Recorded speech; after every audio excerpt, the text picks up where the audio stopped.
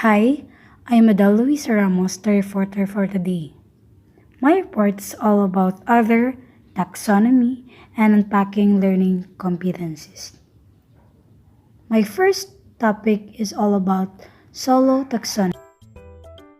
Solo taxonomy is a model that describes levels of increasing complexity in a learner's understanding of a subject, proposed by Biggs and Collis, 1982. It is a model that we can describe our learners when it comes to their level of understanding. 5 levels in a solo taxonomy. The first one is pre-structural. Pre-structural, the learner doesn't understand the lesson and uses a match to simple means of going about it. The learner is unsure about the lesson or subject.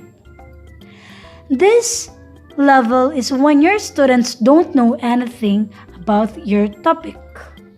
The second level is unistructural.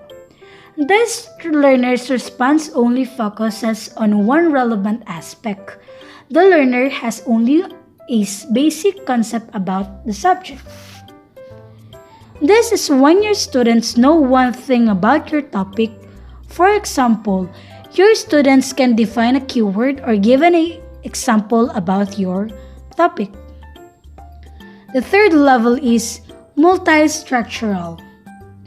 The learner's response focuses on several relevant aspects, but they are treated independently. The learner has several concepts about the subject, but they are disconnected. Assessment of this level is primarily quantitative. This is when your learner knows a lot of things about your topic, but he or she can't yet connect them together. For example, your student can list a lot of things to do in a topic, or your students can describe aspects of the topic, but she or he can't yet connect them together. The fourth level is relational. Relational, different aspects have become integrated into a coherent whole. The learner has mastered the complexity of the subject by being able to join all the parts together. This level is what is normally meant by an adequate understanding of a subject. This is when your students understand how different bits of the subject to connect together. Your students understand the topic and he or she can think as a coherent whole. Extended abstract, the previous integrated whole may be conceptualized at a higher level of abstraction and generalized to a new topic or area. The learner is now able to create new ideas based on her mastery of subject. This is when your students really understand the topic and she can go beyond the basic, or your student master the topic that she now able to create new ideas.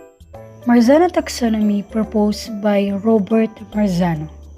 Marzano's model of thinking skills incorporates a wider range of factors that affect how students think and provides a more research-based theory to help teachers improve their students' thinking.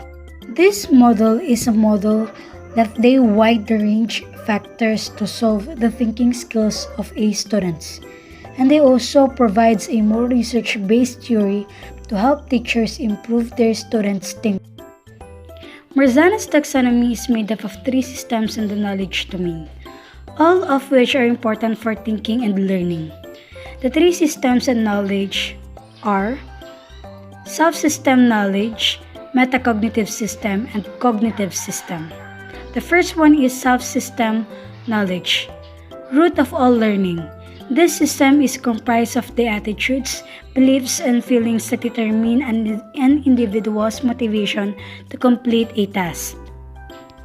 At the first place, self-system is the one who decides whether he or she continue the current behavior or engage in the new activity.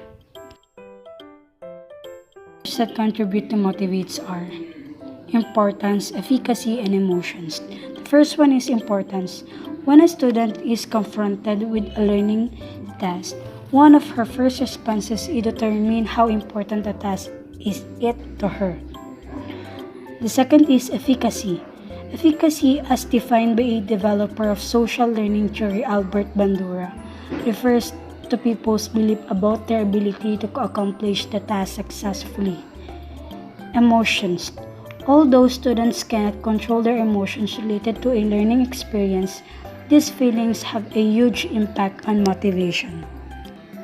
The second in the three systems and knowledge. Metacognitive system. Metacognitive system is the mission control of a thinking process and regulates all the other systems. These systems set goals and make decisions about which information is necessary and which cognitive processes best suit the goal. For example, a middle school student who is contributing to a virtual museum about different wrecks first establishes the goals of what his web page will have on it and what it will look like. Then he chooses what strategies he will use to find out what he needs to know in order to create the page. As he implements the strategies, he monitors how well they are working, changing or modifying, how he is working in order to complete the task successfully.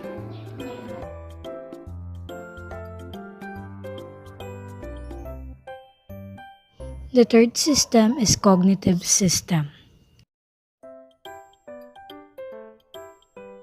Cognitive system. Cognitive system is the mental process in the cognitive system that action from the knowledge domain. These processes give people access to the information and procedures in their memory and help them manipulate and use this knowledge.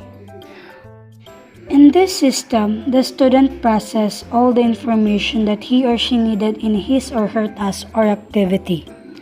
Marzano breaks the cognitive systems down into four components: knowledge retrieval, comprehension, analysis, and knowledge utilization. The first one is knowledge retrieval. Knowledge retrieval, like the knowledge component of Bloom's taxonomy. Knowledge retrieval involves recalling information from permanent memory. The next one is comprehension. At a higher level, comprehension requires identifying what is important to remember and placing that information into appropriate categories. Knowledge utilization. The final level of cognitive processes addresses the use of knowledge. Marzano calls this process knowledge utilization or using knowledge. So let's proceed to knowledge domain. Knowledge domain is traditionally the focus of most instruction has been in the component of knowledge. In this knowledge domain, the students were assumed to need a significant amount of knowledge before they could think seriously about a subject. Marzano identifies three categories of knowledge: information, mental procedures, and physical procedures. The first one is information. Information consists of organizing ideas such as principles, generalizations, and details such as vocabulary, terms, and facts. The second one is mental procedures. Mental procedures can range from complex processes such as writing a term paper to simpler tasks such as tactics, algorithms, and single rules. The last is physical procedure. The degree to which physical procedure figure into learning varies greatly by subject area. So let's proceed to the unpacking learning competencies. Learning competencies is a set of knowledge, skills, and attitudes required to successfully perform a particular task. Stated specific terms, stated which defines essential knowledge, skills, and values that students are expected to know and able to demonstrate as indicators of understanding the content standards. Unpacking standard. Standard needs to be analyzed. They may be too ambiguous, too broad, or too narrow and or reflect different kinds of goals simultaneously. In unpacking learning competencies, the teacher will focus on what the competency talk about, and they give exactly what the students need. We have 3 steps in unpacking learning competencies. The step 1 is identify the target skills and prerequisite skills. In the step 1, we need to look the verb in the learning competency. For example, perform operation on rational numbers. The verb in your topic is performs. When we look at the revised Bloom's taxonomy, the word perform is under the apply. So, the students need to accomplish the stage of remember and understanding before she or he perform. The second step is identify the contents and prerequisite contents. In the step 2, we need to look for the noun in the learning competencies. The nouns in our example is the rational numbers. In the third step, we need to combine the step 1 and the step 2. A while ago, we have our revised Bloom's taxonomy. We identify the level of perform. So, before we proceed to apply, we need to accomplish the remember. The remember in our example is define rational numbers. And in the understand, we need to add rational numbers, subtract rational numbers, divide rational numbers, and multiply rational numbers. And to apply, we are going to perform operation on rational numbers.